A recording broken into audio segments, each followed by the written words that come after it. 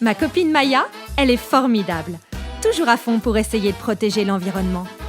Et comme elle a pris le livret engagé sociétaire du Crédit Agricole, elle sait que son argent sert par exemple à financer des panneaux solaires dans notre ville. Vous êtes engagé, votre épargne aussi. Crédit Agricole, avec vous, tous les jours.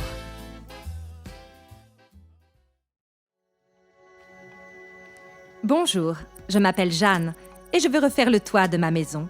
Rien de plus facile avec Tuiléo. C'est simple, rapide et garanti 10 ans. Pour installer ma nouvelle toiture, j'ai besoin d'un marteau, d'une visseuse, d'une grignoteuse, d'une scie, de clous et de vis à bois et bien sûr de lunettes et de gants de protection. J'ai aussi demandé à mon voisin de m'aider car il faut être 2 pour porter les plaques. Allez, c'est parti!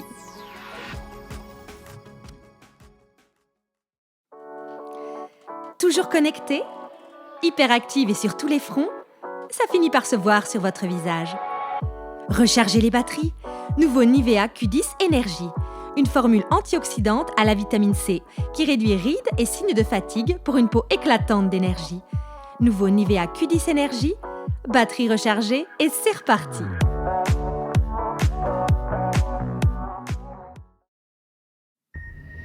Qu'est-ce qu'une éclipse ? Astre sombre et rocheux, la Lune ne produit pas de lumière. Dans sa course autour de la Terre, elle se contente de réfléchir les rayons du Soleil. Une éclipse se produit lorsque la Lune forme un alignement parfait entre le Soleil et la Terre. Pour assister à une éclipse totale, il faut se trouver pile sur la trajectoire de l'ombre lunaire. Si on se trouve sur cette bande étroite, le noir est total et le jour devient nuit. Je vécus 4 mois dans ces conditions indescriptibles. 4 mois, c'est vite écrit et c'est vite dit. Un quart de seconde suffit à articuler ces 3 syllabes. 4 mois. Quelques caractères suffisent à les noter. Mais comment peindre, comment exprimer, fût-ce pour soi-même, une vie qui s'écoule hors de l'espace et du temps ? Personne ne dira jamais comment vous ronge et vous détruit ce vide inexorable. De quelle manière agit sur vous la vue de cette perpétuelle table et de ce lit, de cette perpétuelle cuvette et de ce papier au mur. Ce silence auquel on vous réduit, l'attitude de ce gardien, toujours le même, et qui pose la nourriture devant son prisonnier sans lui jeter un regard. Des pensées, toujours les mêmes, tournent dans le vide autour de ce solitaire jusqu'à ce qu'il devienne fou. À de petits signes inquiétants, je connus que mon cerveau se détraquait. Je puis dire que j'ai toujours été féministe, du moins depuis que j'ai l'âge de comprendre. Tout enfant, les dictons sur la moindre valeur des femmes qui revenaient chaque jour dans les conversations me choquaient profondément.